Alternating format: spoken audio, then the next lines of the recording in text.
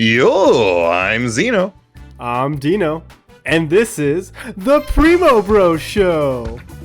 Episode 7 of the Russell Jimmies. Oh, that phrase is permanently like stuck in lag in my brain. Nice.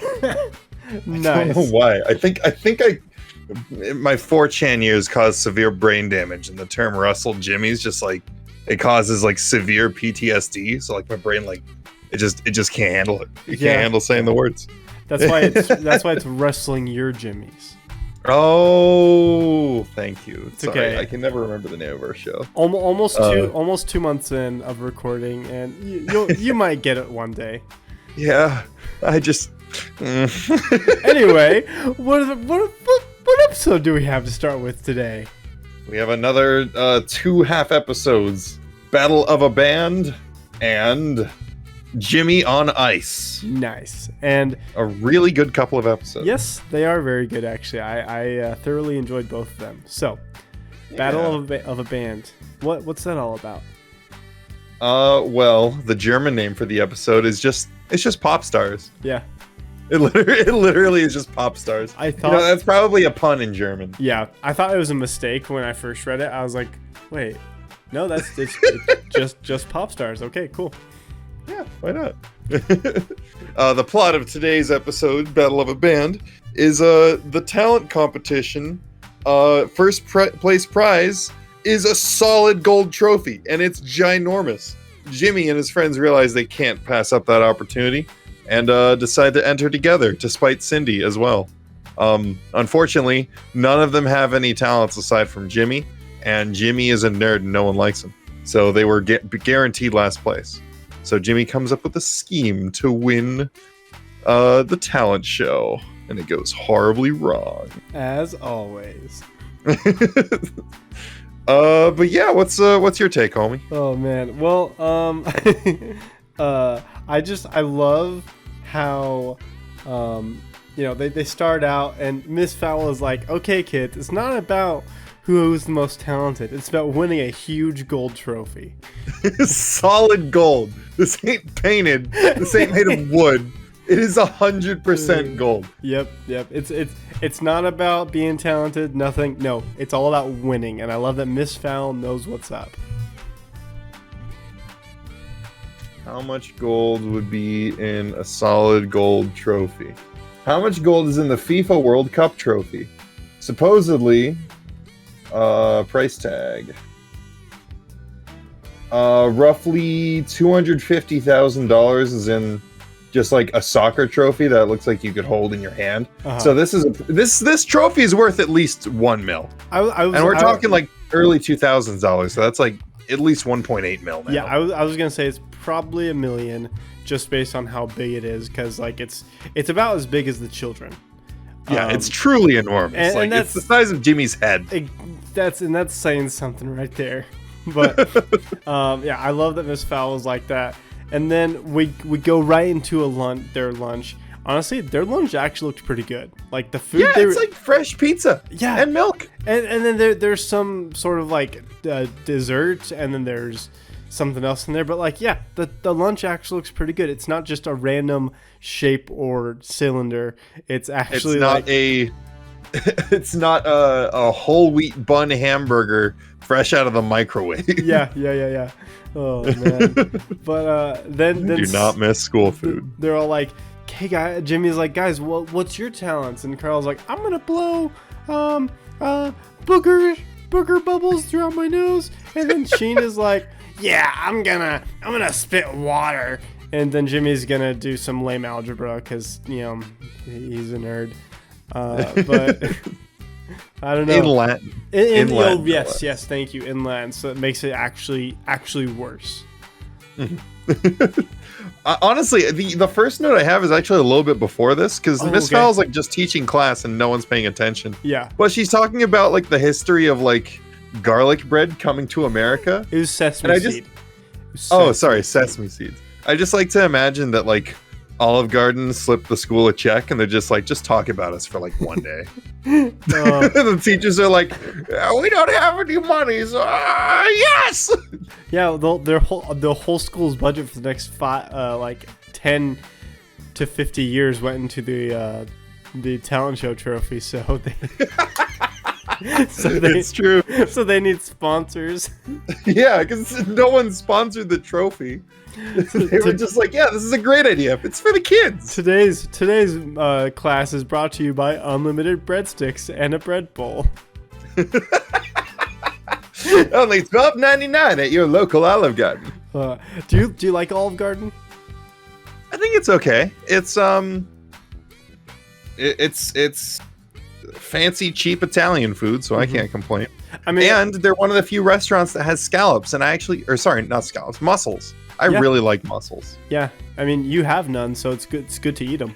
Exactly. I need to eat them so that I become them.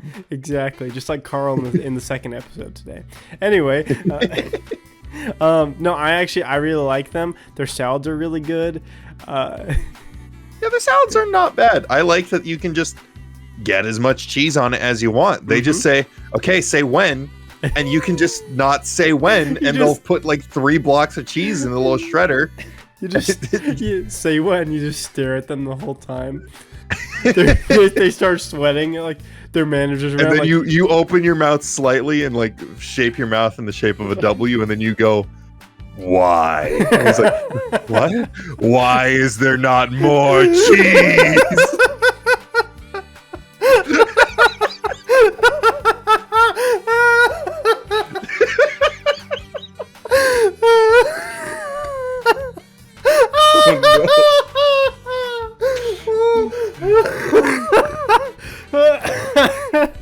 Your mouth trembles again in the shape of a W.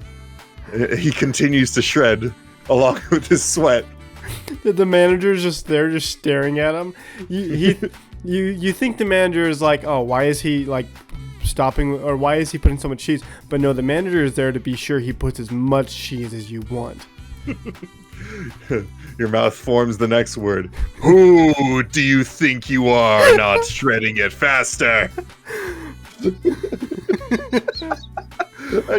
I love this scenario. Still getting over sickness, but that's all, man. No, same here. I felt terrible today. We both feel like crap. So if we're a little more delirious than usual, that's why. Why have you stopped the cheese? The cheese must flow. Anyway, we're not. Yeah, they're having lunch. They're talking about the talents they're gonna do. And then Cindy and Libby come over. We're not sponsored by Olive Garden, by the way. No, we're only sponsored by the Old Spaghetti Factory. Please sponsor us. We would love money, and boy, do we love pasta. Old Spaghetti Factory. It used to be new.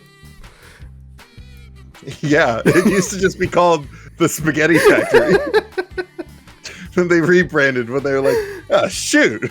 We gotta appeal to a bigger demographic here. Anyway, so yeah, Cindy and Libby show up and they're like, hey, losers, you got any talents? Ha! No, wrong. They come over and they're like, dude, you should sign up too. Oh, you're right. Not. But I just love the idea that they come over and they're like, yeah, the talent show's coming up. You guys should sign up too. Because like Jimmy, Sheen, and Carl look like legitimately encouraged by it. And then I would just love if they just like smiled and walked away. And then they all just kind of like looked at each other like, what the hell just happened? Maybe. Did we just get encouraged? Guys, should we sign up? Nah, that's okay. Episode ends right there. Because they only do the talent show out of spite for Cindy, yeah. really. Oh yeah, 100%. Well, Jimmy pushes them to do it, and then he is their vehicle to actually get instruments, and that's why they do it. But well, it's because he realizes that talents are more impressive when you do them in a group. Because no one cares about any of the other talents, I assume, except for Cindy and Libby's, because they dance together. Nick has a pretty good talent. Okay, but that's like a talent unique to him. That's true. So they're like, yes, out of spite. Before we go forward, though, Carl is a simp, mainly because they're like doing their dance, you know, their stomping, whatever. And Carl's like, wow, you guys are so good. Yeah, we can't go up against that. And he smiles and gives him 2 thumbs up. Yeah. Yeah, I love that. And then also, did you notice behind them there was a bunch of like posters? Oh, the cow? Thank you. No, I knew that's in the picture of it is in my notes because the cow is terrifying. Yeah, I knew you would bring it up. I knew you'd know, but I had to bring it up. Like the cow, it's just like it's a creepy cow poster in their thing, and I think it's mad that they took its milk. It's not doing the pose, but it has the same energy of that guy who's like contorting his body a little bit, and the caption is just "your toes, hand them over." I'll have to send it to you. And the cow is like, "Ya udders, hand him over." Because it's just staring directly into the camera, and it's like a fisheye lens, so it's like just the head of the cow, and you can barely see its legs. I didn't stop to read it, but I think there's just one word underneath, and it just says "cow," like, or maybe it just says milk. I thought it said "moo." No, it says "rude." I'm looking at it now. It says "rude." Oh, really? What? That doesn't have anything to do with milk. Maybe it says "cool." This is like a freaking like a color blindness test. I swear. What number do you see? Yeah. Yeah. That's hilarious. No, I love all the side and like other gags throughout the show, but I love that. It almost looks like concept art. It's just like it looks kind of like a comic book sketchy kind of look. I know that like in actual like elementary school you'd have like posters up on the wall and stuff, but I don't know, they seem oddly consistent with the show's art style. Well, I mean, when you think about it, all you have to do is just draw them once, and then they probably reuse a bunch of different shots in the show. So it's, you know, just because why would you animate more stuff if you don't have to? Yeah. Anyway, Jimmy gets cocky and he's like, "Yeah, well, my band is gonna play," because he sees an NSYNC poster behind them too. No, it's out of sync. Out of sync. Yeah, sorry. Yeah. Legally distinct in sync. Legally distinct out of sync. Yep. And yeah, Jimmy's like, "Yeah, our band," and Sheen's like, "Yeah," and then Sheen's like, "Hey, wait a minute. We don't have a rock band." And then Carl says, "Yeah, we don't play any instruments."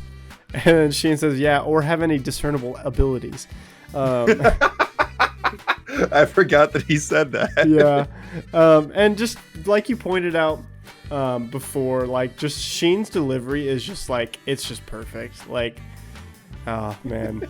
Like Carl's my favorite character, but Sheen's voice actor and his delivery is amazing. It's exactly what, like, I feel like like a cheeky 11-year-old would sound like. Yeah. It's not just like his voice actor either. It's the cadence in which he speaks. He's like oddly matter of fact about everything. Yeah. It's really funny. No, I love it so much. Okay, so yeah, go ahead.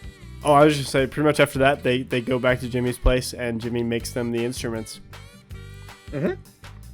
These instruments play themselves. You think the thing, and it plays the notes for you. Yeah. And that's just straight up the best concept ever. And I feel like once brain implants are a little further along, that's actually going to be a really big technology for the music industry in our world, honestly. Oh, really? Just like you think the song and it just like transfers to other people? Oh, even better. I would imagine like a brain interface to like, you know, Fruity Loops Studio, and you just it would speed things up so much, because I mean, I guess you could just have a piano and like hit the notes and stuff. Yeah. And that's a little bit faster too. Yeah, whatever. But if you can kind of imagine like how a song would sound, and it could like visualize or audiolize that. Yeah. I feel like that would speed up production like way more. Also imagine art. Like you could visualize anything and either paint it or it just shows up. I just ain't. You say that, and I just think of that scene from Detroit Become Human, where the android like paints a picture, and the guy's just like, my gosh. It's just nothing. Yeah. Yeah, it's pretty good. Well, gosh, that game is so bad. I'm sorry. No, it's good. It's good. But then we get the best line, the best joke of probably one of the best jokes of the whole show. You kids, good luck tonight, and remember, have fun with it. And the best part is that that's a gag that's repeated throughout this episode. Yeah, like 3 times. And the first 2, it's the exact same animation. Like they didn't change it at all, and I think that adds so much to the joke. Well, I mean, okay, and then later in the show when they're in the classroom and they repeat the gag for the last time. You kids, good luck tonight, and remember, have fun with it. It's like, why would he be in the window? I don't know, but the joke's funny. He clearly brought a ladder because that's how he freaking falls. Yeah. Well, okay. Back to the thing. They play a little show out of their garage. All the girls come in. Hugh comes in screaming like a girl, and they all just like they love them. And then Jimmy and the boys all start being like, you know what, guys, actually, like, we should name the band after me. And each of them do that in their own way. Yeah, it took them one audience to get cocky enough to like want to name everything after themselves. Yeah. What about my drum solo? If he gets a drum solo, I get a bass solo. If anybody's getting a solo, it's me. And then I love that it fast forwards to like 2 hours later, and Carl just straight up says, "Ever since I started this band, Neutron, you've been holding me back." Carl, you've been in this band for all of 20 minutes. Yeah, and also, Carl, you don't have any talents whatsoever. Like, Jimmy is the reason you can do this. I love that Carl, seeing the opportunity to become great, immediately abandons all of his friends. No, I think it's so hilarious that like Sheen. Well, Jimmy obviously like it kind of makes sense for him because he's used to being so great. But this is the first time that people have loved his inventions, like fully loved it. That's true.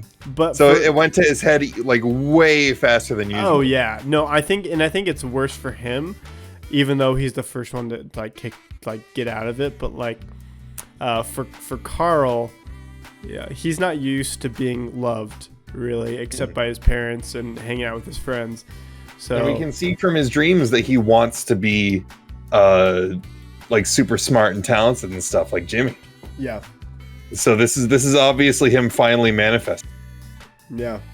I think Carl just has an inferiority complex. Yeah, no, I think he does. And Jimmy probably has imposter syndrome, and Sheen is just Sheen. So it all fits. Sheen only cares about things that are awesome, and a bass solo is awesome. And he should have got, honestly, out of all of them, it should have been Sheen that got the solo. I mean, bass is pretty sweet. Bass is pretty sweet. But like, and you can fit a drum solo anywhere, really. Okay, but like, think of like Phil Collins' drum solo, like the most iconic one.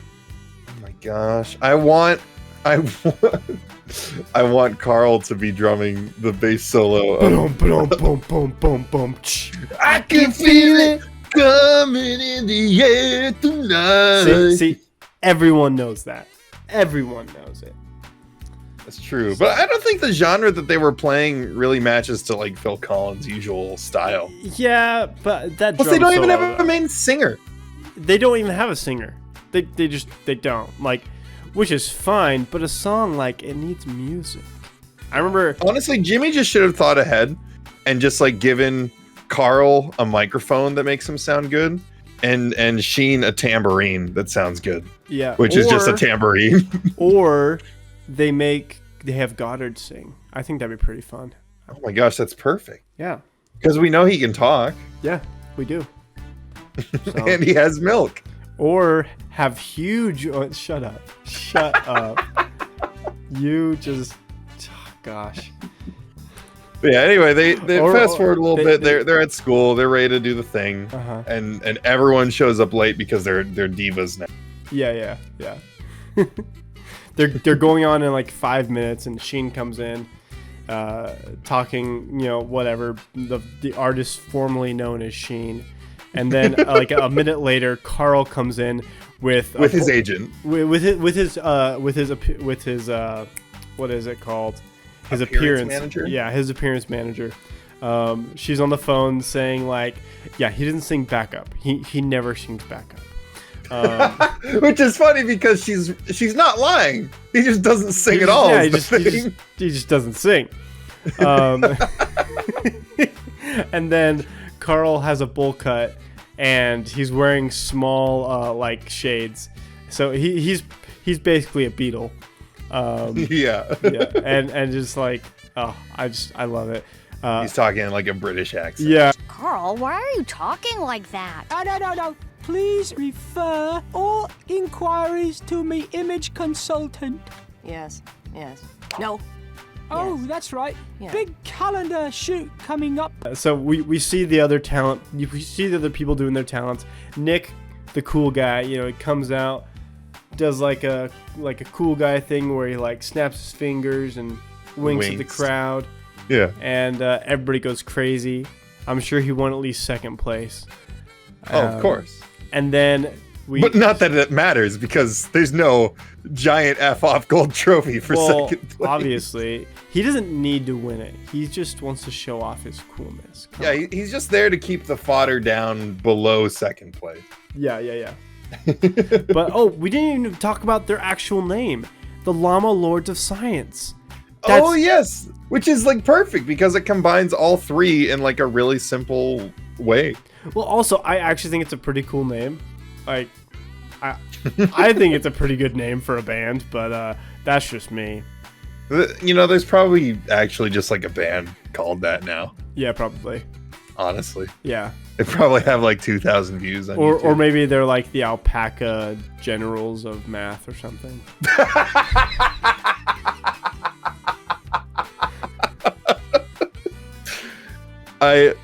You came up with that so quick, and I love that.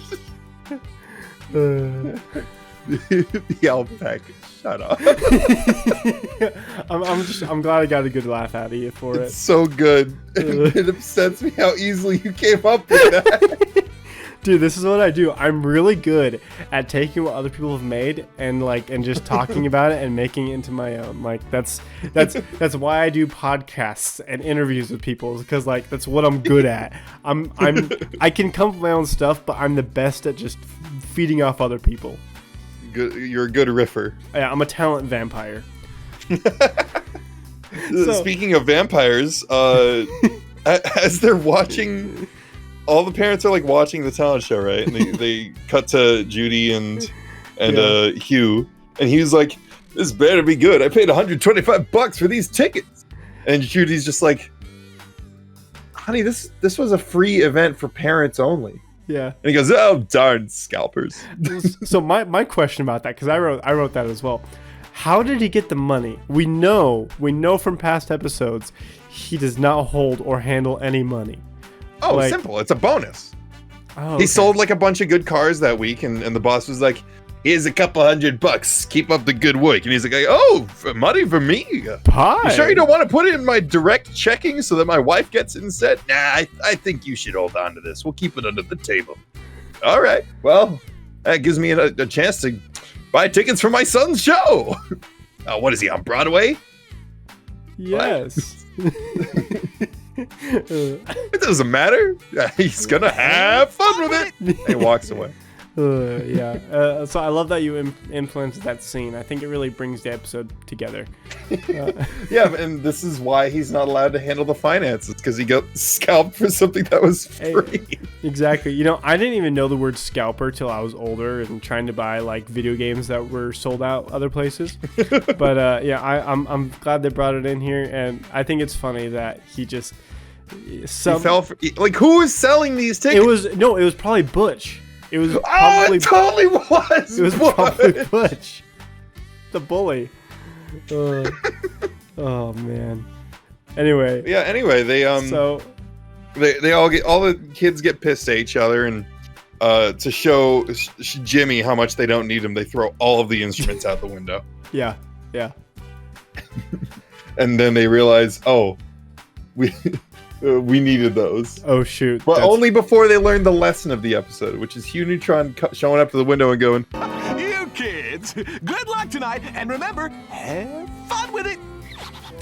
Good and then luck he falls tonight. out the window and dies. Yep.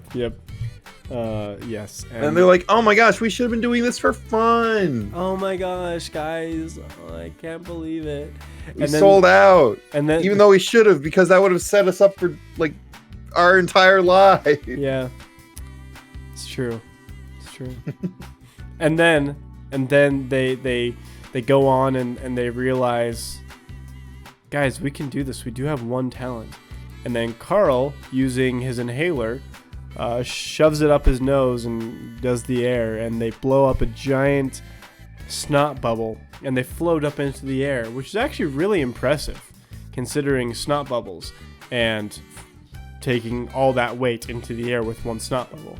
I imagine Jimmy modified his inhaler to be able to change whatever Carl breathes into helium. Dude, that's a good idea. That's the only explanation I have for it. Because why? Like they float up in the air like it's a hot air balloon. And they're like, wow, this is amazing. Yeah. Except it pops and it gets over everyone. Gets everybody. And then they lose. Obviously, they get 8th place out of 7 acts. Which is a joke that has been permanently etched into my brain. Yeah. Whenever I'm like, oh well, at least I did okay. I got 8th place out of 7. I don't think I got that as a kid because I was like, oh yeah, 8 comes after the number 7. But now I get it. Now I'm smart enough to understand. I love that they made a trophy in case someone screwed up so badly that they were like, you need to know how bad you screwed up. Yeah. Also, so there's a particular line in this episode that shows the difference between young me and old me. Or rather just how much internet addiction I have nowadays. Okay. When they all realize that it was about friendship the whole time, they shouldn't have been yelling at each other. Like, we can't go. Sheen goes, we can't go on stage without our instruments. They'll laugh at us. And Carl goes, yeah, they'll write mean things about us in our yearbooks. As he was saying that, I imagined Carl saying, yeah, they'll write mean things about us on Twitter. And I was like, why didn't he say it on Twitter? That doesn't make any sense. Well, because this show, believe it or not, Zino, is kind of old compared to when it came out. Yeah, it's pre-Twitter. And Carl complaining about like being made fun of in a yearbook is such that's such a non-issue. Yeah. Well, have you read your yearbook in the last couple years? No, and I cannot remember anything from it at all. Yeah. All the signatures in mine, I remember a total of 3 people who wrote their things in it. The only reason I ever got a yearbook was to get girls' numbers. That's the only reason. Did it work? Sometimes yes. Did they ever answer back? Most of the time, no. But I got their numbers. I don't even use them to call them. I just collect them. I like to count, so I get the numbers. It's like one of those scenes in those movie dramas where they're like, yes, the safety deposit box password is Hugh Neutron. And they nod, they go out over to the bank, they bring the safety deposit box out, and it's just like a bunch of numbers scrawled on napkins. That's what I imagine with you collecting them. I'm sorry, that was a really bad joke. Maybe a little. That's okay. But I think the Twitter one is a banger though. I love the idea of Carl being worried. No, the Twitter one's pretty good. The Twitter one's pretty good. It just shows your addictions. Yeah. Although I will say, just to top this whole. Also, cut this last whole 2 minutes out. I'm begging you. I will. Okay. The snot bubble popping animation was really good. It was very convincing. It was pretty good. I was actually very surprised. It was like I felt it in my own house. the progressively faster shaking it does before it popped was extremely convincing, very professional. Yeah. I'm proud of them. They handled that real well. Yeah, they did. So, But yeah, any final thoughts on this wonderful episode? I love the alpaca generals of math. I mean, sorry, the llama lords of science. I just it's a like this was an episode when because I forgot what we said, which episode it was the next time we watched, but like when I looked it up and I was like, oh yeah, what's episode 6? And so I looked at it, I was like, oh man. And so I was just really excited, and I have fond memories of this episode. I've always wanted to be in a band. That's just something I've always wanted to do. So this episode really hit something for me. Mm-hmm. So what about you? Last thoughts? I really don't have anything bad to say about this episode. I think it was just all around solid. It was funny. It's my ideal standard. This is my bar for how good a Jimmy Neutron episode is, because there's nothing really like too funny about it, and there's nothing really like horrendously bad about it. It makes you smile the whole time. Yeah. And I think that's all a Jimmy Neutron episode has to be, is just generally pretty funny and an interesting premise. Yeah. And there's enough. It's not the most interesting premise, but it's interesting enough. Mm-hmm. And yeah, this is my benchmark for how good a Jimmy Neutron episode is. This is good. Okay. It was good. And that's all I have to say. Hey, I think that's perfect. I think it's good that we have that we start coming up with kind of a scoring system. Not that we have to score and rank every episode, but I think it's gonna be like, this is on par, below, or above Battle of a Band. So I like it. I like it. Yeah, I think it's a good benchmark. Now, Yeah. Zino, are you ready to get into Jimmy on Ice? Jimmy off ice? Jimmy off ice, which is almost certainly a direct translation. Yeah. No, I think it's funny how sometimes they have a direct translation, other times it's just like whatever. Completely localized. Yeah. Okay. Because the pun probably doesn't work in like it's like how in Japanese, like a lot of Japanese dialogue in like shows and manga and whatnot always has like puns that they have to explain. Yeah. Because they don't make sense in English at all. Mm-hmm. Yeah. So, my brother, Zino, could you give us a little summary of this episode? Well, If only there was some thermodynamically efficient way of cooling off.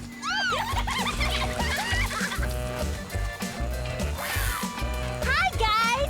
Someday, huh? Yeah, sure, if you like, dying and stuff all hot. Well, I think it's just wonderful. Well, you guys want to come in? Wait a second. I think you forgot one thing, Libby. What's that, Cindy? They have to admit that girls are better than boys in every way ever in all history and forever in the future. Why not? Hey, Oh, man. no, hold it, you guys. Listen, come on, don't degrade yourselves. Why not? It's okay, really, Jimmy. It's hot. Look, I can fix this. I can. It's only hot weather. Okay, well, I better apply more sunblock. Oh, look, it's SPF 50. Says for fair to albino skin. Sunblock. Carl! What? You're a genius. I am? Jimmy and his friends are suffering heat stroke on a very hot day. Yes. And tempted by Cindy to join them in the pool, but only if they degrade themselves. Jimmy goes, nah, I'm just gonna use Carl's sunblock to block out the sun and make it a little chilly today because it's too hot. And in doing so, accidentally thrust Retroville into a second ice age. Mm-hmm. How will Jimmy get out of this one? Find out next week. Or right now. Or yeah, today actually. So the very beginning of the episode, Sheen is doing an Ultra Lord thing, and Jimmy's like, Yeah, it's just, he's like puppet showing. Yeah. Or not puppeting. Yeah, he's just playing with Ultra Lord and making him say he's playing. that he's dying of heat stroke. He's playing action figures, and Jimmy's like, Sheen, please. It's too hot. Don't make us hurt you. stop before I hurt you. But honestly, like if he if I was Jimmy and I heard what Sheen had just said, I would actually say the same thing. Yeah. Because he made Ultralord say, Ultra Lips chapped. And it's funny enough that I would honestly laugh at it if someone said that to me in real life. But it's also really hot. And I'm just pissed off and annoyed. I'm just like, just be quiet, Sheen. Next time I see you, Ultra Lips chapped. Okay, my first main note is, guys, there is shade right next to you. Go sit in it. Like, well, I don't know. Maybe it's hot enough. Like I've been in situations where. No, you're right. They should have just been sitting in the shade. There is no, like, it looks like a mini forest right next to them. It is covered in literally trees. no excuse. It is darkness. The sweet kiss of death is just waiting in there. Just go. And then they look over the fence, and Cindy and Libby are just hanging out in their pool, and they're just like, yeah. Well, you can come over, but only if you say that you guys suck and we're epic. and oh no, they say the my only other note of like the intro is them going, isn't it a lovely day? And then Sheen goes, yeah, sure, if you guys like dining all hot. just the way he can't even think straight. He just says the word hot afterward. It's so good. Yeah, I love the delivery is so great. It's so great.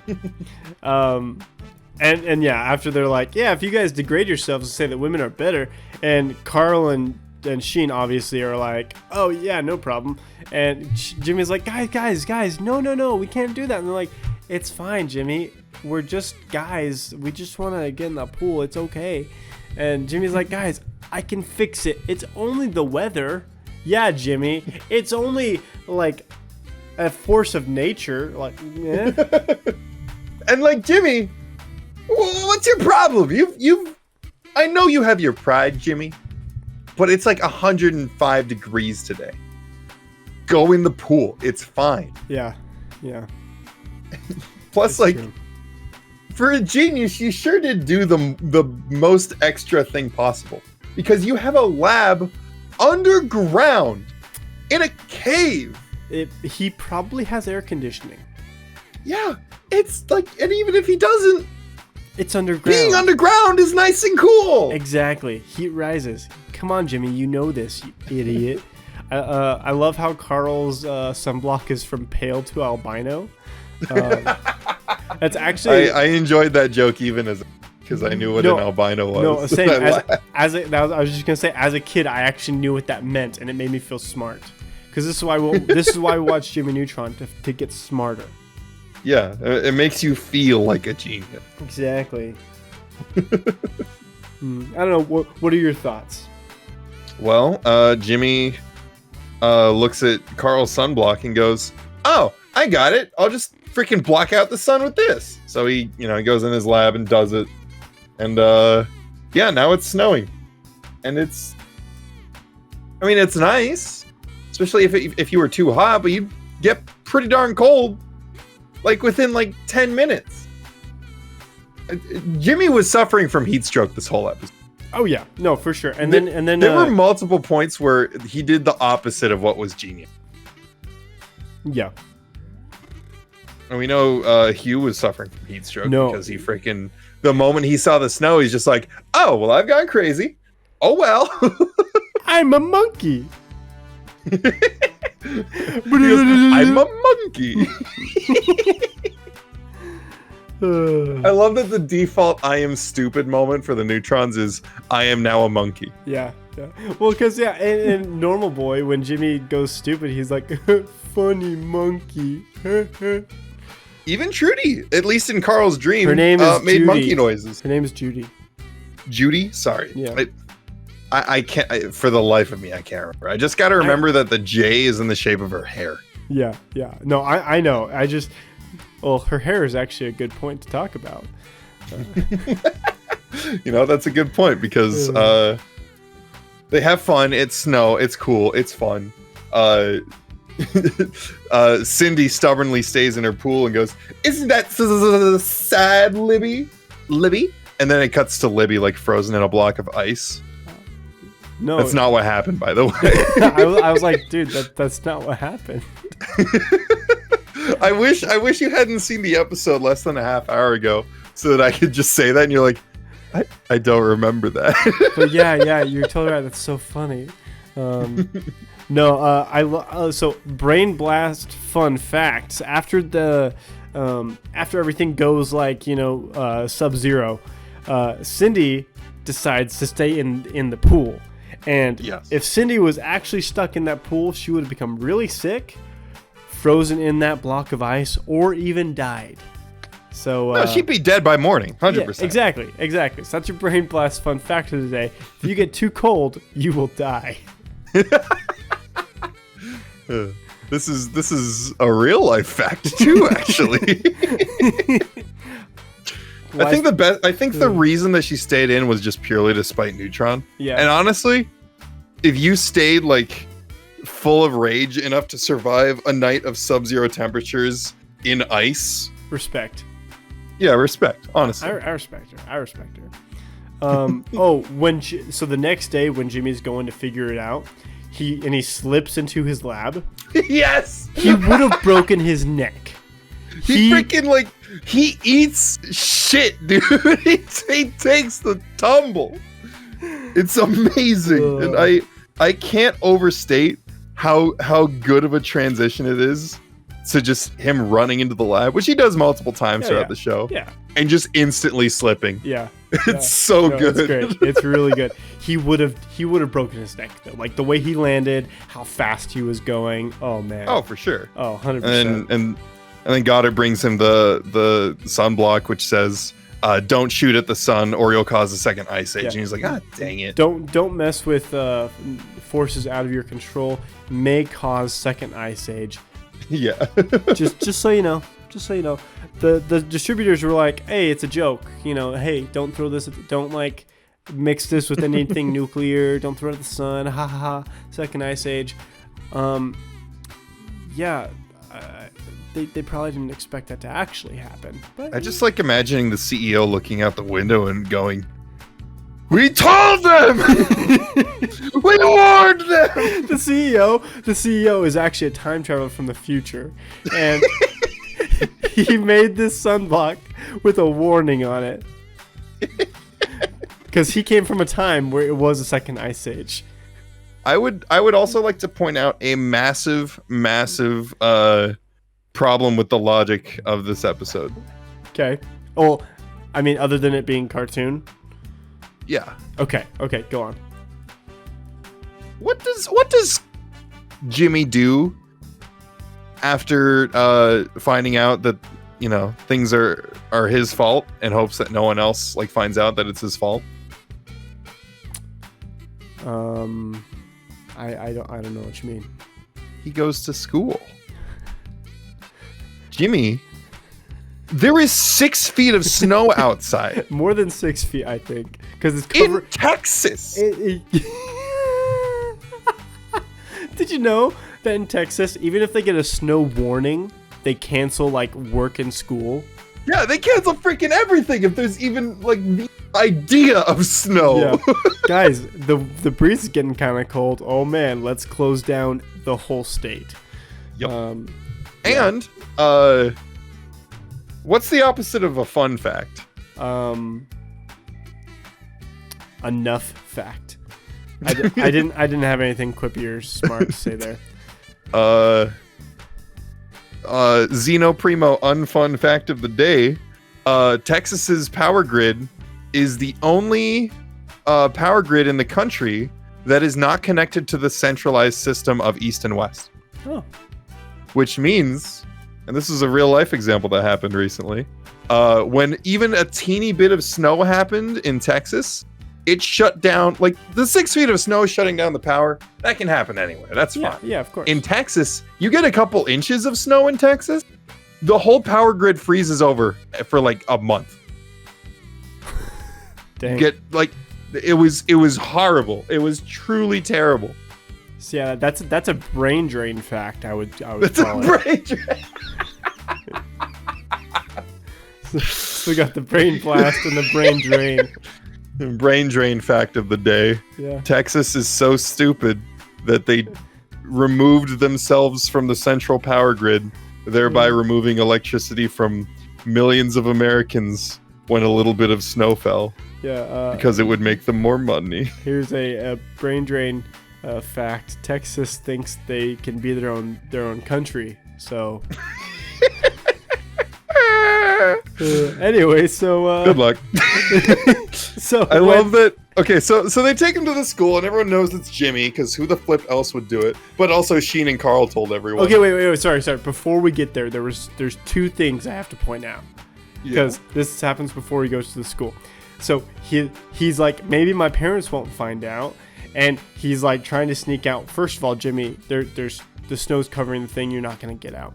Second of all, though, mom sets an alarm for like 6 a.m. She makes your breakfast every morning. Exactly. You're not gonna wake up before her. You're just not. She makes sure there's purple flurp. She makes sure there's lima beans and eggs. You're not gonna beat her, Jimmy. Shut up. We are way more delirious than usual. Anyway, so when Hugh and Judy, they catch him, and Hugh is like, Jimmy, it's freezing. I'm like, dude, he was about to say cold right there. That's what I wrote. I was like, now Jimmy, this is serious. It's so freezing. But we have to edit it. Yeah, I'm going to edit him saying, This is serious. It's so fucking freezing. and then Judy's hair, how it just chips off. Yeah, it's not even like bouncy or anything. It's just frozen solid, and it just rips right and off. And it doesn't take much pressure to chip it off. Yeah. Anyway, back to the school. Yeah, they're at the school. Everyone's like, well, what are we gonna do about this? And Sheen is just like, why don't we just sacrifice Jimmy to the glacier? Obviously it hates him. And everyone's like, yeah! And then Miss Fellow's like, no, children! We can't lose our sanity over a little cold weather! And then one kid, I think... It was Nick. He showed her... Yeah, Nick holds up a thermometer, and it drops like 15 degrees in like the 5 seconds he's holding it up. Yeah. And Miss Fell instantly goes, take a boy to glacier! Yeah. And everybody's just like, And then Jimmy escapes. Everyone's after him. Yeah, Jimmy escapes.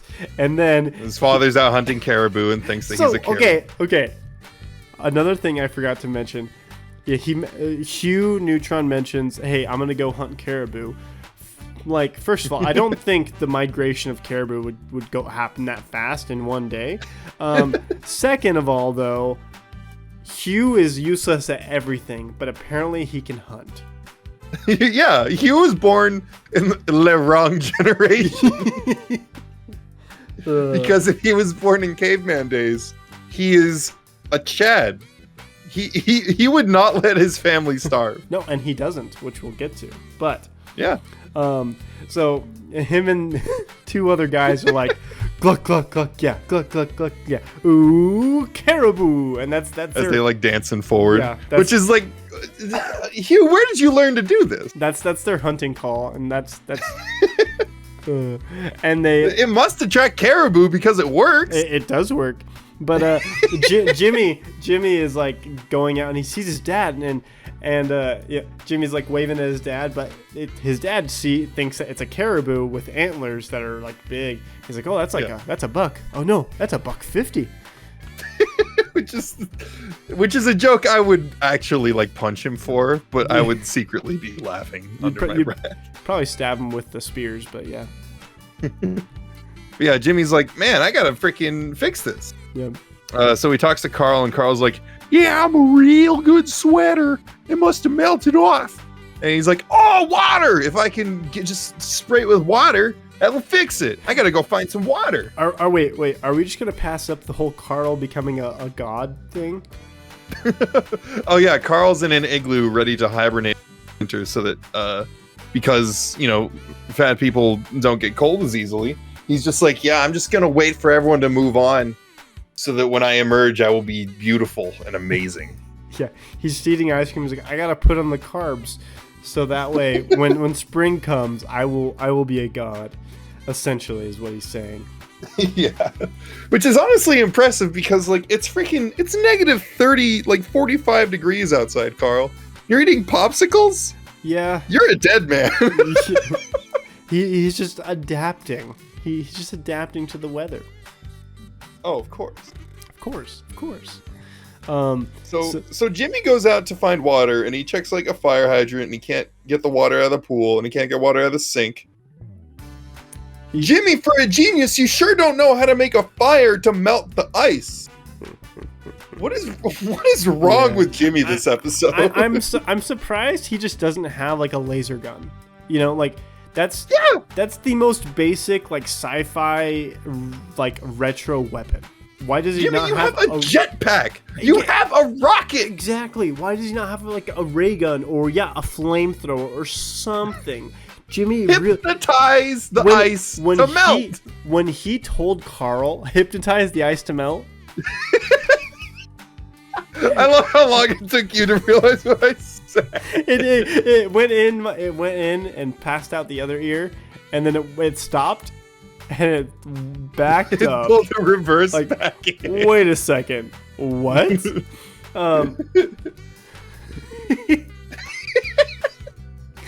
Oh man, it's gonna be fun to listen back to this episode.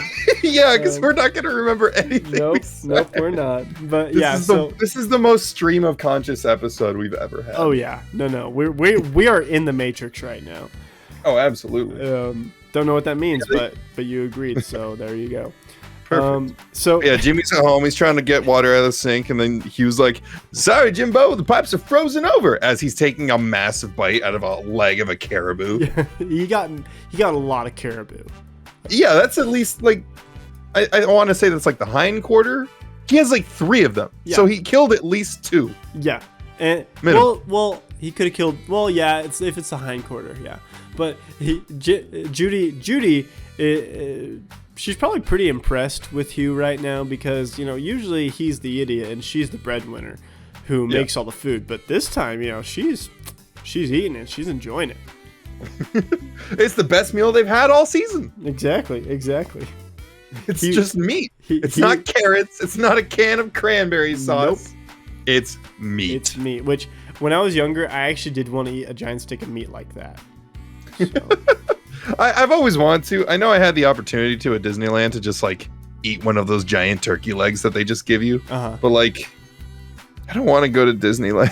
I don't like Disneyland. Let's go to Retroland. See, Retroland would be cool, and honestly, that would rock. Yeah, I would like that. It just seems like a classic theme park. Yeah. So Jimmy figuring out, oh hey, well we don't have any water. Let's go. I know. I'll get fat people. No, before that, he has a brain blast and he thinks back to that moment where he's like, "Yeah, I'm a real good sweater." About like how he's good at sweating. Yeah, I just saw like imagining him going, "Brain blast!" It shows him going around the neighborhood giving like knitted sweaters to everyone. that would fit. That would fit with Jimmy this episode. Because if Jimmy was like at 50% brain capacity, like a little bit better than what he's at, he would probably just put a giant sweater over the earth. Yeah. I mean, he probably I can think of like infinite scenarios where the term "yeah, I'm a real good sweater" inspires a brain blast that's way stupider than what he does. He makes a whole clothing line. It's just like a JPEG of Carl on the front of it. Yeah. Eating a popsicle. But then, anyway, I do love the idea of him going around to everybody and giving them sweaters. I think that's a really funny idea. It's like heartwarming, but it's like not what you expect at all. Anyway, so Jimmy gets the thickest people in town and decides, hey guys, you're all the fattest guys here. Let's get some sweating going. Let's save the day. Just jog in this bucket.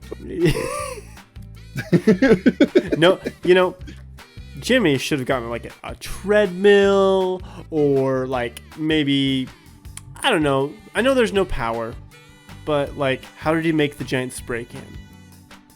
How did he set up all this stuff if there's no power? Come on, Jimmy. Answer my questions, Jimmy, you coward. We've been sending reporters over for weeks. Dave, Derek, Johnson, please answer the freaking phone. But Carl is upset that he can't sweat right now, even though he bragged about it earlier. And then Carl's like, "You can do it. I'm gonna inspire you." And then Carl's like, "Okay, I'll do it."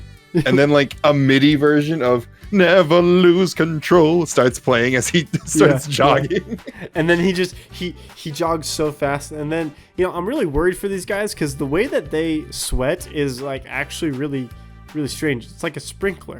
It's kind of weird. It's not normal. It's not normal. It's going through their clothes, like everything. Also, just like as a general thought, if someone invited me over and said I'm perfect for the job, and I walked into Jimmy's house and there's 3 buckets sitting on the floor, I'd be upset. I don't know what this is, but I wouldn't want a part of it. I just wouldn't want a part of it.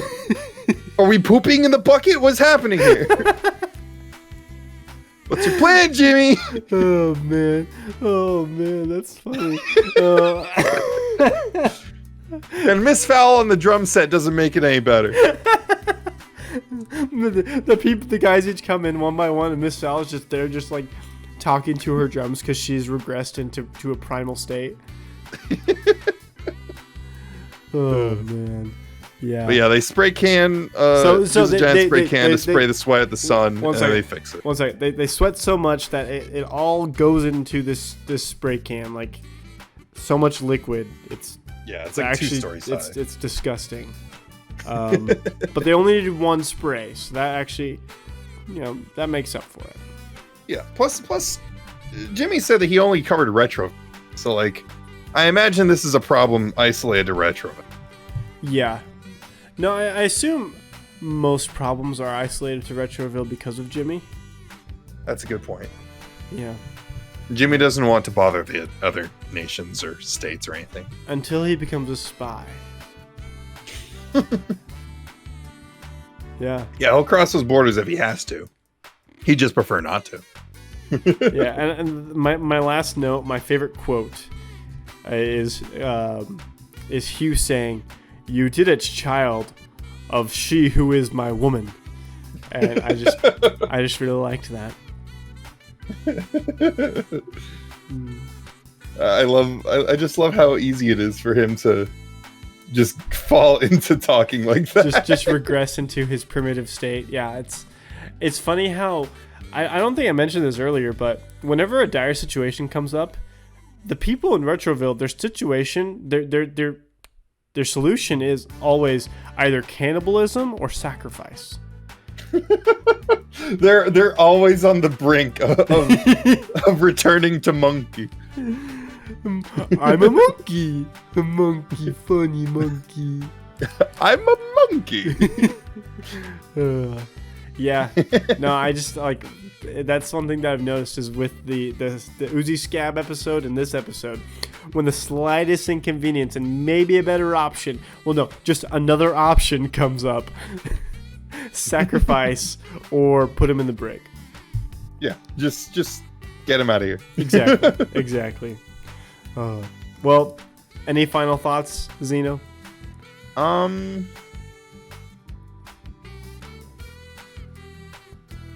Butch shouldn't have scalped those tickets to Jimmy. He knew it was wrong. Yeah, but Butch is a dick, so. I don't know. It upsets me that he'd stoop that low. Well, we don't know if it was Butch. Maybe it was like maybe it was like Sam, who owns the candy bar, or. Okay, I could see Sam doing that. Maybe it was Miss Fowl. Of course, Hugh. These tickets are very expensive. Well, how expensive we talking? How much you got?